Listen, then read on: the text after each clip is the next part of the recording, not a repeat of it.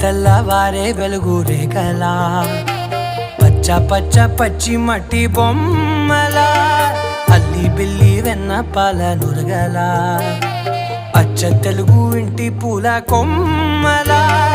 దేవదేవుడే పంపగా ఇలా దేవతే మా ఇంట అడుగే పెట్టెనంట బ్రహ్మ కళ్ళలో కాంతులే